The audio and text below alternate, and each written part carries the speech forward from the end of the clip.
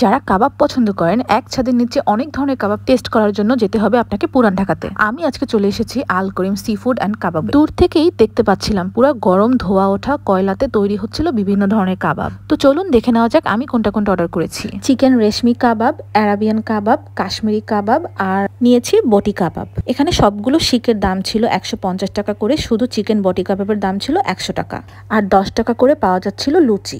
কাবাবের মাংসগুলো কিন্তু ছিল খুবই নরম আর যেটাকে আমরা বলি জুসি টাইপ, একদমই ছিঁড়তে কষ্ট হচ্ছিল না। আপনারা দেখতেই পাচ্ছেন মাংস কত সুন্দর খুলে চলে আসছে।